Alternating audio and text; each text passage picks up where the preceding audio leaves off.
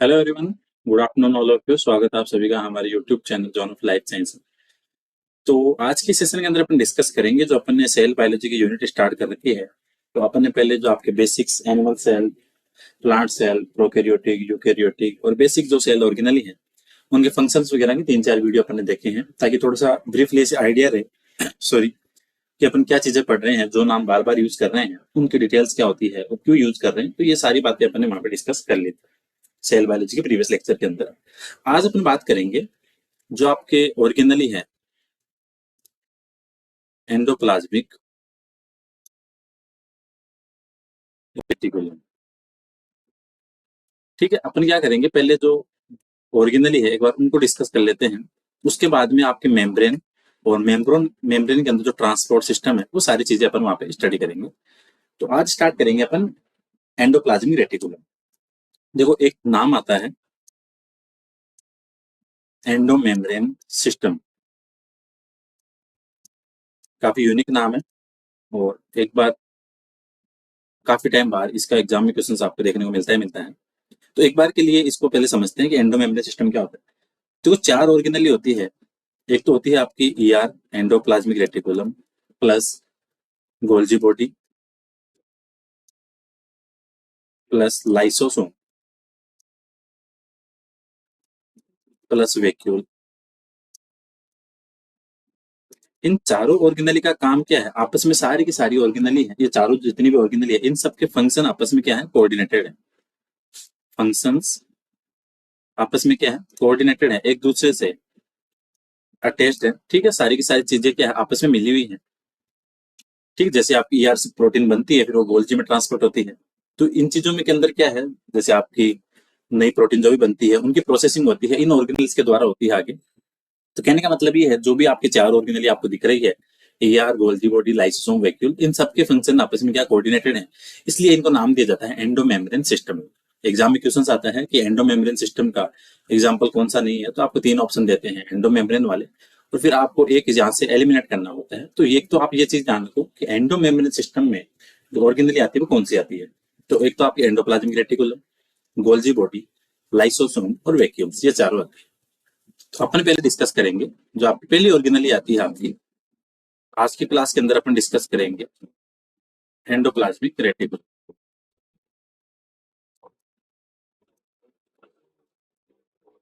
जिसको आप शॉर्ट में बोलते हो ईआर। बेसिक सबने पढ़ा हुआ है अपन, 12th तक, बीएससी तक, यूजी पीजी में सारी चीजें बेसिक अपन पढ़ के आते हैं। जो नहीं भी पढ़ी वो भी अपन यहाँ पे देख लेंगे। तो ईआर क्या होती है, ईआर की अगर बात करें, अगर बेसिक स्ट्रक्चर की बात करें अपन एंडोप्लाज्मिक रेटिकुलम की, तो एक बार अपन डायग्राम बना लेते हैं छोटा सा, ताकि चीजें पता चले। देखो, जब भी आप ईआर पढ़ते हो तो आप दो नाम कॉमनली यूज करते हो। एक तो नाम आप यूज करते हो आर, मतलब रफ एंडोप्लाज्मिक रेटिकुलम। एक होता है एसईआर। ये चीज एक बार थोड़ी ध्यान में रखना, ताकि डायग्राम बनाए तो चीजें आपको पता रहे। इनको अभी डिटेल में पढ़ेंगे। ठीक है, जब अपन एंडोप्लाज्मिक रेटिकुलम का डायग्राम बनाए, तो एक बार थोड़ा सा रफली डायग्राम बनाते हैं इसका।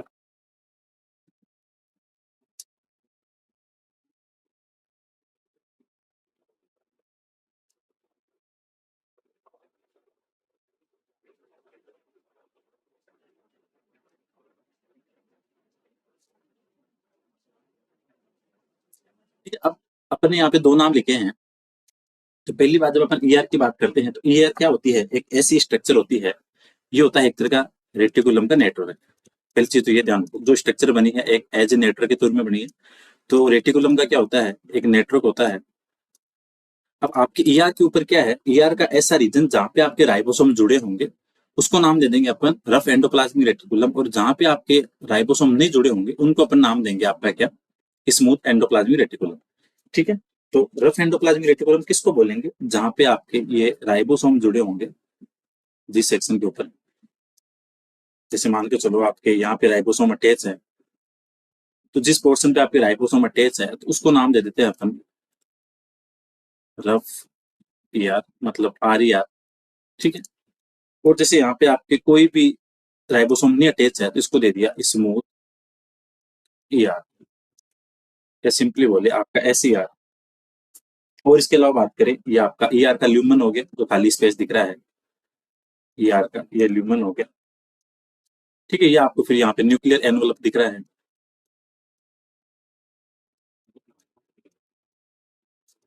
बेसिक स्ट्रक्चर की बात की तो रेटिकुलम क्या होता है, आपके जो ईआर है एंडोप्लाज्मिक रेटिकुलम, ये एक नेटवर्क है। ठीक है, अब अपन थोड़ी इसकी डिटेल में थोड़ी बातें करते हैं। आपकी जो यूकेरियोटिक सेल होती है उसके अंदर जो आपके रेटिकुलम का नेटवर्क होता है एज ए ट्यूबुलर स्ट्रक्चर में, उसको नाम देते हैं अपन एंडोप्लाज्मिक रेटिकुलम। तो थोड़ी सी इसकी बेसिक बातें करें कि ईआर की स्ट्रक्चर वगैरह क्या होती है। तो ईआर होती है, एक तो ये क्या है, single largest single membrane organelle. एक तो आपको ये ध्यान रखना है, सिंगल मेम्ब्रेन बाउंड ऑर्गेनली। अगर एग्जाम में क्वेश्चन आता है कि single largest membrane bound organelle कौन सी है, तो आपका आंसर होगा ईआर। ठीक है, ये क्या होता है, network of closed end flattened structure. ठीक है, ये ऐसी आपकी स्ट्रक्चर दिखती है। इसके साथ में जो आपको इनक्लोज कंपार्टमेंट होता है इसके अंदर, उसको बोलते हैं ईआर ल्यूमन, इनक्लोज कंपार्टमेंट होता है आपका ईआर का ल्यूमन। बेसिक अब बात करें कि आपकी एंडोप्लाज्मिक रेटिकुलम का कंपोनेंट्स क्या होते हैं, कि बनते किससे हैं। कंपोनेंट्स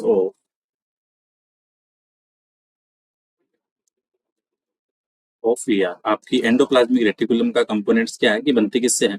तो इसके अंदर एक तो आती है आपकी सिस्टर्नी, इनकी स्ट्रक्चर होती है। ठीक है, वेसिकल्स और ट्यूब्यूल्स, ये तीन तरह की मोस्टली इसके अंदर स्ट्रक्चर देखने को मिलती है आपके ईआर के कंपोनेंट के अंदर। ठीक है, बात करें तो ये होती है आपकी लॉन्ग होती है फ्लैटनेड, लॉन्ग फ्लैटनेड। ये होती है आपकी ओवल शेप, गोलाकार। और ये होती है आपकी इरेगुलर, इसकी कोई फिक्स स्ट्रक्चर नहीं होती है। ठीक है, तो आपके पता चल गया कि आपकी ईआर की जो बेसिक कंपोनेंट्स होते हैं वो होते हैं सिस्टर्नी, वेसिकल्स, ट्यूब्यूल्स। फिर आपकी दो चीजें निकल के आती है, एक तो आता है आर ई आर, यहाँ पे लिखते हैं रफ एंडोप्लाज्मिक रेटिकुलम, और इधर हो गया आपका स्मूथ एंडोप्लाज्मिक रेटिकुलम।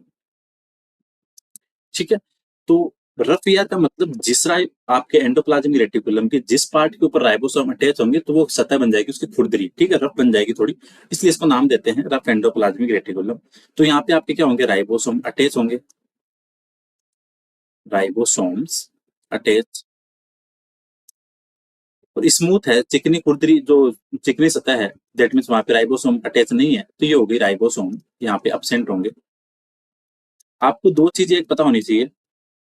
ठीक है, एक तो ये हो गया कि राइबोसोम अटैच है, राइबोसोम यहाँ पे अटैच नहीं है, राइबोसोम अटैच अब्सेंट। ठीक है, ये मोस्टली बनती है आपकी सिस्टम ने की मेनली बाई वीआर, बनती है आपको मोस्टली सिस्टम से बनती है, और ये बनती है बाय ट्यूब्यूल से। दो चीजें तो क्लियर की होगी। तीसरी जो सबसे इंपॉर्टेंट है एग्जाम की दृष्टि से, वो क्या होती है, इसका काम होता है प्रोटीन सिंथेसिस और सीक्रेशन का। Protein synthesis and secretion, protein बनी और उसको आगे फॉरवर्ड किया, ये काम आपके रफ एंडोप्लाज्मिक रेटिकुलम का। इसका काम है ग्लाइकोजन और लिपिड मेटाबॉलिज्म का। पहले तो ये, then further is steroid hormones है, उनका सिंथेसिस कहाँ होगा, आपके ईआर के अंदर, एसईआर के अंदर। Synthesis of steroidal hormones. ठीक है, तो ये बात थी आपके आरईआर की, एसईआर की, कि एसईआर के अंदर क्या होता है, आरईआर के अंदर क्या होता है। एसईआर क्या होता है, जो आपकी हिपेटिक सेल होती है। ठीक है, तो आपकी हिपेटिक सेल्स के अंदर जो एसईआर पाया जाता है, उसका मेजर काम क्या होता है, जीनोबायोटिक्स रिमूवल करना। ठीक है, जो टॉक्सिन्स है उनको रिमूवल करती हैं। ठीक है, SER in hepatic cells, hepatic cells for removal of जीनोबायोटिक्स, ठीक है, जो आपके टॉक्सिन्स हैं उनको रिमूव करने का काम करते हैं। एक मार्कर पाया जाता है आपके एसईआर के अंदर, साइटोक्रोम, ठीक है, साइटोक्रोम P450, ये प्रेजेंट होता है आपके एसईआर के अंदर। ठीक है, तो यहाँ से दो तीन चीजें निकल के आई कि रफ एंडोप्लाज्मिक रेटिकुलम थी, यहाँ पे आपके राइबोसोम प्रेजेंट थे। एक सेकंड, ठीक है, रफ थी तो यहाँ पे राइबोसोम आपके प्रेजेंट, यहाँ पे राइबोसोम आपके एब्सेंट हो गए। तो जहाँ पे एब्सेंट थे उसको नाम दे दिया आपने सॉरी, स्मूथ एंडोप्लाज्मिक, और जहाँ पे राइबोसोम प्रेजेंट थे उसको दे दिया आपने रफ। ये बनती है मोस्टली सिस्टर्नी की, ये बनती है ट्यूब्यूल्स की। इसका काम है प्रोटीन बनाना, उसको सीक्रेट करना आगे, ग्लाइकोजन और लिपिड मेटाबॉलिज्म और लिपिड फॉर्मेशन, ठीक है, और स्टेरॉयडल हार्मोन का सिंथेसिस करना, ये काम आपके एसईआर का। एसईआर जो आपके हिपेटिक सेल के अंदर है उसका काम होता है रिमूवल ऑफ जीनोबायोटिक्स, और साइटोक्रोम P450 होता है एंजाइम जो प्रेजेंट होता है आपके एसईआर के अंदर। तो ये बात थी आपकी, थोड़ी बेसिक सी बातें थी। अब ये बात करें कि आपके ईआर का फंक्शन क्या होता है, अगर थोड़ा दोनों को कॉन्क्लूड करके बात करें कि आपके मोस्टली ईआर का काम क्या होगा। ठीक है, अगर ईआर के फंक्शंस की बात करें, फंक्शन ऑफ ईआर, अगर समराइज करके बात करें कि आपके ईआर का फंक्शन क्या होता है, तो आपकी जो प्रोटीन बनती है, ठीक है, आपकी जो प्रोटीन बनी, जो आपकी एंडोप्लाज्मिक रेटिकुलम पे जो राइबोसोम थे वहां से आपकी प्रोटीन बनी, और फिर वो ल्यूमन के अंदर इंटर हो गई। ल्यूमन के अंदर इंटर होने के बाद में कुछ क्या होता है, इसके अंदर प्रोटीन के साथ में मॉडिफिकेशन होते हैं, ठीक है, फंक्शन ऑफ ईआर। और मोस्टली इसके अंदर क्या होते हैं, 5 मॉडिफिकेशन ऑफ प्रोटीन, जो आपकी प्रोटीन बनती है उसके साथ में 5 मॉडिफिकेशन होते हैं उस प्रोटीन के साथ में। ठीक है, पहला क्या होता है, एन लिंक ग्लाइकोसाइलेशन, जो प्रोटीन आपके बनी है उसके साथ में क्या करना है, कार्बोहाइड्रेट को ऐड करना, एन लिंक ग्लाइकोसाइलेशन, साइलेशन, ये आपको ध्यान रखना है कि एन लिंक तो होता है आपके ईआर के अंदर, और ओ लिंक होगा आपकी गोल्जी बॉडी के अंदर। तो एक तो जो आपकी नई प्रोटीन बनी थी उसके ऊपर कार्बोहाइड्रेट लगाने का काम हो गया, एन लिंक ग्लाइकोसाइलेशन। दूसरा हो गया आपके formation of disulphide bond, formation of disulphide bond, ठीक है। थर्ड हो गया आपके प्रॉपर फोल्डिंग,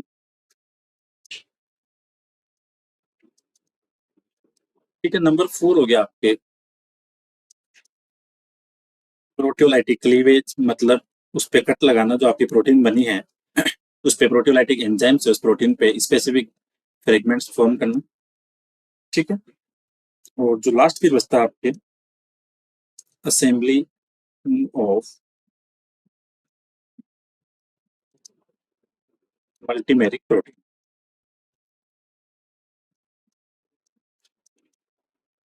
ठीक है। ये बात थी आपकी जो मॉडिफिकेशंस की। और अगर बात करें, अगर सिंपल ईआर की बात करें, तो ईआर एक तो काम हो गया आपके प्रोटीन फॉर्मेशन, जहां पे आपके राइबोसोम अटैच है, तो ऐसे बोल सकते हो कि प्रोटीन फॉर्मेशन होगा, ठीक है। ये काम हो गया आपके रफ एंडोप्लाज्मिक रेटिकुलम का। अगर बात करें लिपिड फॉर्मेशन की, लिपिड बायोसिंथेसिस, ठीक है, डिटॉक्सिफिकेशन, ये काम हो गया आपके एससीआर के अंदर।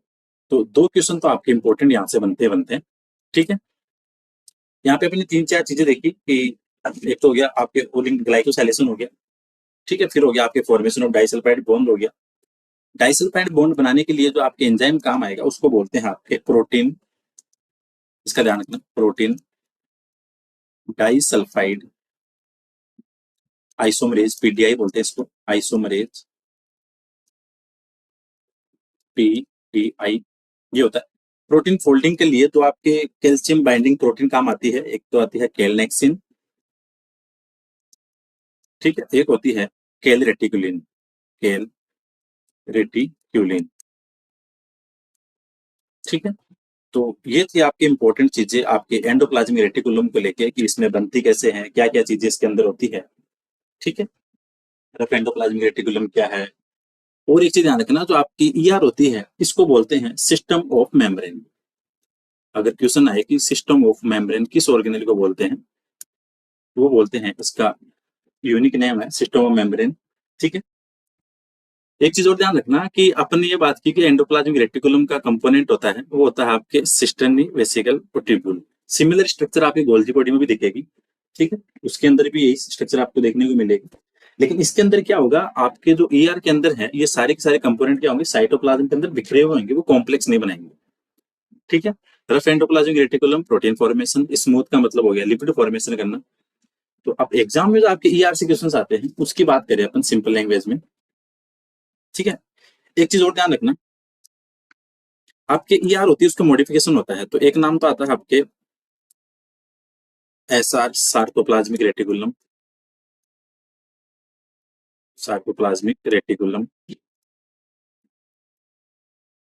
ये आपकी जो एसआर है ये प्रेजेंट होती है आपकी स्केलेटल और कार्डियक मसल्स में, स्केलेटल एंड कार्डियक मसल्स में, ठीक है। ये एसआर है, एसईआर नहीं है, एसईआर अलग थी, ये है एसआर कार्डियक मसल्स में।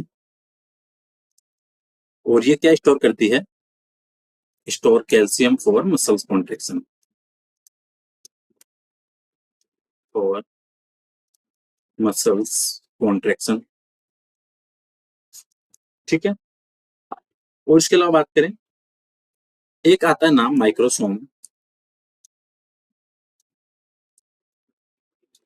ठीक है। जब आप ईआर आपने ली और इसका आपने क्या किया, होमोजेनाइज किया, मतलब इनको टुकड़ों के अंदर आपने डिवाइड किया, होमोजेनाइज किया, ठीक है। होमोजेनाइज करने के बाद में जो आपको फ्रेगमेंट्स मिलते हैं इनको बोलते हैं आपके, ये पीस होते हैं आपके ईआर के, जहाँ पे आपके राइबोसोम पार्टिकल अटैच होते हैं, और इनको काम में लिया जाता है इन विट्रो प्रोटीन फॉर्मेशन में,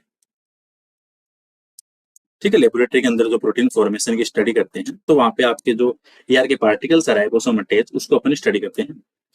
तो ये बातें हो गई इसकी। और अगर सिंपल लैंग्वेज में बात करते हैं आपके मेमोराइज करने के लिए कि आपके रफ एंडोप्लाज्मिक रेटिकुलम का कंप्लीट फंक्शन क्या था, तो एक तो था आपके मैकेनिकल सपोर्ट दे रही है आपकी सेल्स को, फंक्शन ऑफ ईआर। एक तो हो गया आपके मैकेनिकल सपोर्ट,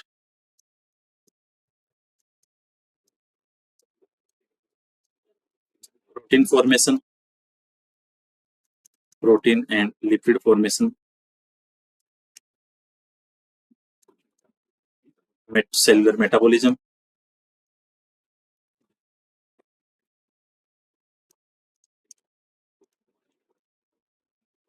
इंट्रासेल्युलर एक्सचेंज, ठीक है। जो प्रोटीन बन रही है उसको आगे फॉरवर्ड किया जा रहा है, तो that means extra cellular exchange, transport का काम करेगी। उसके बाद में आपकी चीज आती है निकल के फॉर्मेशन ऑफ न्यूक्लियर मेम्ब्रेन, ठीक है। ये आपको ध्यान रखना है कि जो न्यूक्लियर मेम्ब्रेन का फॉर्मेशन है वो होता है आपके ईआर से, ठीक है। तो ये थी आपके एंडोप्लाज्मिक रेटिकुलम को लेके स्पेशल बातें, टाइप, कंपोनेंट्स, स्ट्रक्चर और क्या क्या काम होते हैं। और ये जरूर ध्यान रखना, जो आपकी प्रोटीन बनती है उसके अंदर जो मॉडिफिकेशन होते हैं वो क्या होते हैं, ये आपको ध्यान रखने हैं। एन लिंक्ड ग्लाइकोसाइलेशन का होता है आपकी rough endoplasm, sorry, endoplasmic reticulum में। तो एग्जाम्स में क्या क्वेश्चन आते हैं आपके ईआर को लेके, एग्जाम्स रिलेटेड बात करें, एक तो आता है कि P450 कहाँ प्रेजेंट होता है, तो ये होता है आपके एसईआर में। एक तो ये हो गया केलनेक्सिन और केल रेटिकुलिन कौन सी प्रोटीन है, तो ये आपकी कैल्शियम बाइंडिंग प्रोटीन, ये आपको ध्यान रखना है। फिर आता है एन लिंक्ड ग्लाइकोसाइलेशन, तो ये होता है आपके ईआर में।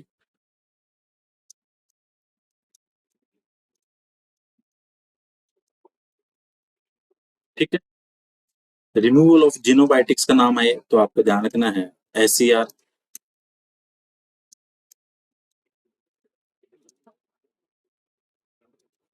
ठीक है। इसके अलावा और बात करें आपकी एसआर जो सार्कोप्लाज्मिक रेटिकुलम है वो क्या करती है, स्टोर कैल्शियम। तो ये बातें थी आपकी एंडोप्लाज्मिक रेटिकुलम के लिए, ठीक है। और अगर नाम आ जाता डिटॉक्सिफिकेशन, वो सारी चीजें आ गई इसी के अंदर।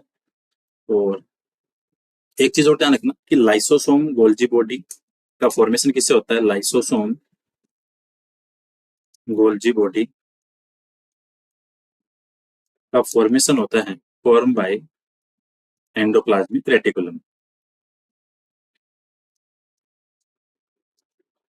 Endoplasmic reticulum. तो ये बातें थी आपके कंप्लीट एंडोप्लाज्मिक रेटिकुलम को लेके।